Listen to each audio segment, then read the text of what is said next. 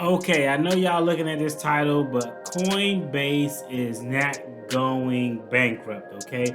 The reason I use Coinbase is because when you look at all of the metrics that rank cryptocurrency exchanges in the United States, whether it's volume or overall amount of assets, Coinbase is always in the top three. So it's one of the big dogs as it relates to cryptocurrency exchanges in the US. Now, in today's video, we're going to talk about centralized exchanges that are filing bankruptcy and what could your exposure be if you have your cryptocurrency in an exchange.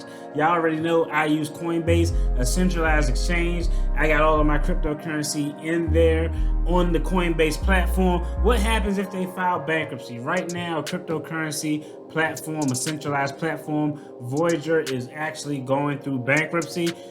It's crazy. Y'all already know at the end of the day, banks, cryptocurrency exchanges, the hustle is always the same. When you put money in the bank, when you put money in a cryptocurrency exchange, you are not a customer, you are in fact a creditor. You are loaning the bank, the cryptocurrency exchange, money. What do? They in turn take your money, loan it out to someone else to get interest for it, to make a profit for themselves. So let's talk about how did Voyager get in this bankruptcy.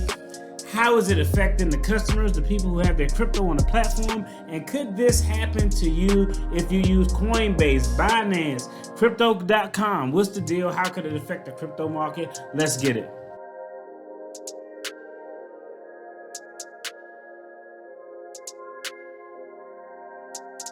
I'm Marcus, you're at the channel The Debt Free Dad, where we're talking finances and we're also following my family's journey to become first generation millionaires. But hey, we always like to inform, educate, talk about financial topics. I'm a licensed attorney, but I'm not your attorney. This isn't legal advice. This isn't financial advice. If you're looking for legal or financial advice, go to the video over there or go to the video up there, down there. Go somewhere else because that's not what you're getting here. You're just getting my opinion on finance topics. You're getting my take, and I'm letting y'all know what's going on in the household of the debt-free dad. So let's go ahead and talk about it. Centralized exchanges. The first thing is, let's define what is a centralized exchange versus a decentralized exchange. Like, what is the difference? So, well, a centralized exchange is where a company acts as a third party to facilitate cryptocurrency transactions. If I want to buy cryptocurrency from Bob, I don't go directly to Bob. What do? Because we use this centralized exchange, I will go on Coinbase or Voyager, say I want to purchase crypto at this particular price. The centralized exchange has an algorithm and all this high-speed tech stuff that finds someone selling the exact amount of crypto that I want to buy at that exact price. It automatically matches us up. The transaction go through is fast, is quick, and the centralized exchange make money off the transaction fees. That's one way that they make money. A decentralized exchange is the exact same thing, but there's no middleman. If I want to buy 5 crypto.com coins or 5 Ethereum tokens from Bob, what do? I go on a decentralized platform where it's a peer-to-peer network. All of the computers are intertwined and working with one another. I actually have to find someone who has the particular cryptocurrency that I want at the price, who is willing to sell it. It's an individual peer-to-peer transaction. Some of the, disadvantages of a decentralized exchange is because it's an individual to individual transaction times are slower. It doesn't give you the ability to capitalize on those quick ups and downs in the market where you can buy on a low, it'll go up in 2 hours, sell, snatch a quick profit. Decentralized exchanges kind of make that a problem. So how is Voyager and all other centralized exchanges potentially at risk? And by them being at risk for bankruptcy, that means you're at risk for potentially not having access to your money. Well, centralized exchange did what banks do, what all financial institutions do. Once they got your money and your cryptocurrency, what did they do? They loan it out and leverage it to hedge funds, into risky ventures, and they took an L. That's essentially what happened. So if I have some Bitcoin, for example, if I have Anchor token, and Anchor token says, hey, if you stake your Anchor token or you purchase Anchor token and leave it on our platform, we'll pay you 3%. How in the hell you think a centralized exchange can pay you 3%?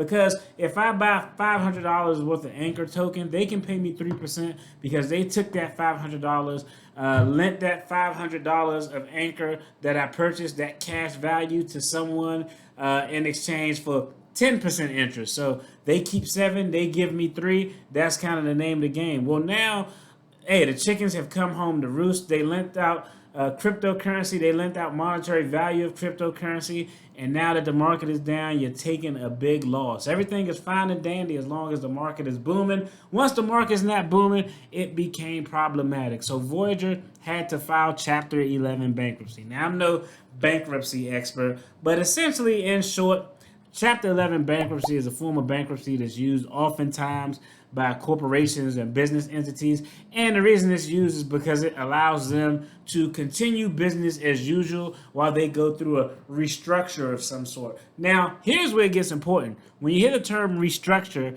what does that mean for you, the customer? So in the Voyager case, in the Voyager bankruptcy, this is kind of what happened, and this what could potentially put your cryptocurrency at risk if it's on a centralized platform. I don't care what it is, Binance, Crypto.com, Coinbase, whatever it is, it could be some potential exposure if this platform or your platform that you have your cryptocurrency on has to file bankruptcy. So essentially, when a corporation has to file bankruptcy, anybody who that corporation owes money to essentially has some type of priority as to when are we going to get the money that you owe us. Now, that priority depends on a lot of things. Sometimes it depends on if it's a secured debt versus an unsecured debt. If it's a secured debt, that means it's tied to an asset or something tangible that has property. Like your house is a secured debt. If you don't pay your bill, they'll take your house.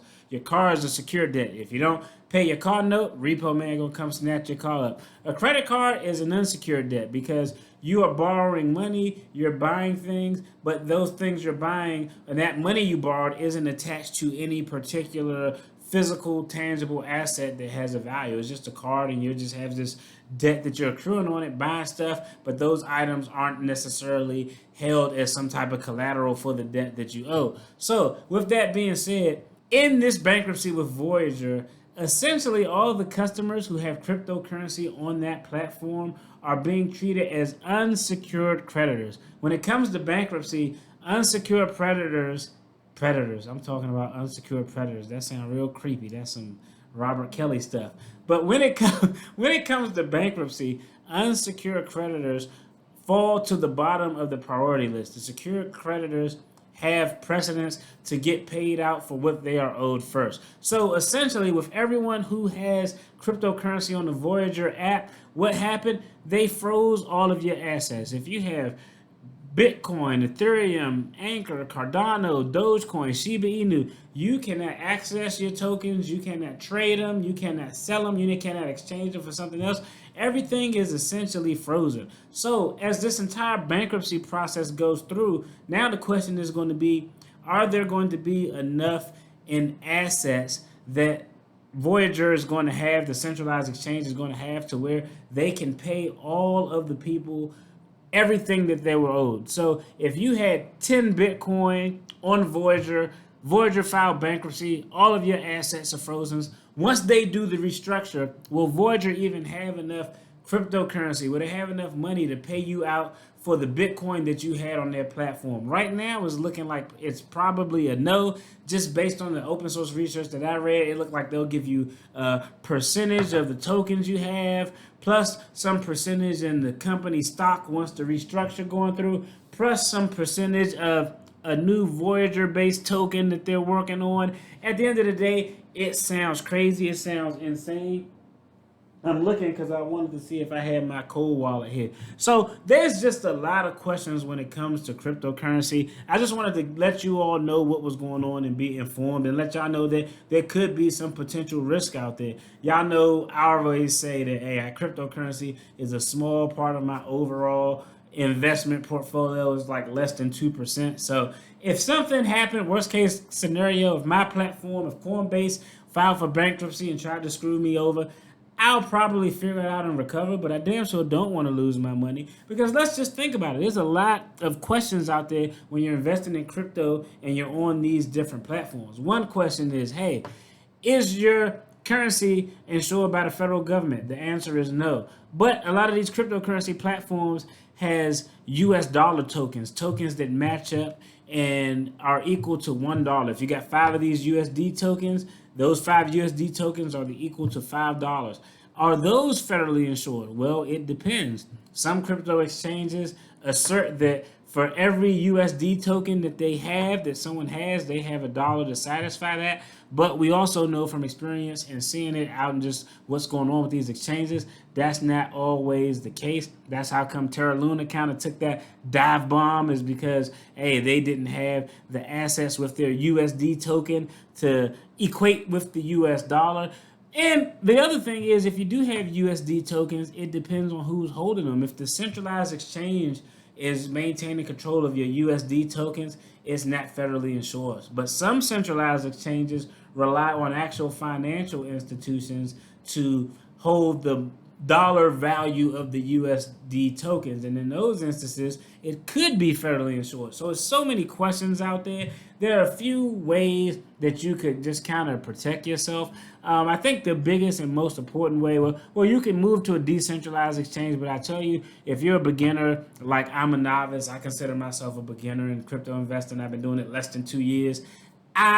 Decentralized exchanges are too confusing for me right now. I got to learn more about them. So what I plan on doing is using a cold wallet. I talked about it before. I was supposed to do it a long time ago, but I've been lollygagging. But in light of centralized exchanges filing for bankruptcy, freezing people assets, I'm probably going to use my cold wallet this weekend. I may do a video or short to show you how easy it was or how difficult it was. But essentially what a cold wallet is, it looks like a USB device. And you can store your cryptocurrency. You can remove it from a centralized exchange. You can put it on to this cold wallet. And as long as you have the wallet and maintain the password, you can always access your cryptocurrency. So in the event of the centralized exchange going under, they freeze your assets. That won't touch you because your cryptocurrency is on this cold wallet. That's always an option. That's what I think I'm going to do. It's crazy out there. So, hey, like I always say, when it comes to investing in crypto, don't put in what you aren't willing to lose. There are always some risk associated with it. Cryptocurrency is highly volatile. It's a relatively new asset class when we're talking about investments. And the other thing is, and I did a video on this a while ago where we talk about cryptocurrency regulation. This is why I think cryptocurrency regulation would benefit the overall crypto market, because right now there's no regulation. It's kind of the wild, wild west. We see these centralized exchanges going down. We see them filing for bankruptcy. People's assets in crypto are getting frozen. With some type of federal regulation, it'll put some guidance in. It'll give confidence to people who probably were scared as hell to invest in crypto to actually invest in crypto. Yeah, a lot of those meme coins and the coins that are just made to try to get rich quick will probably fall by the wayside, but the real coins that have usability will probably stick around. So y'all let me know what y'all think in the comments. Do y'all think it's plausible? Hey, once Voyager went under, anything is possible. Coinbase, Binance, Crypto.com, Kraken, hey, they're all susceptible to this if they're over leveraged, that bankruptcy. So I just wanted to give y'all a heads up, let y'all know what was going on. Make sure y'all protect and cover y'all assets. Y'all take care. Peace.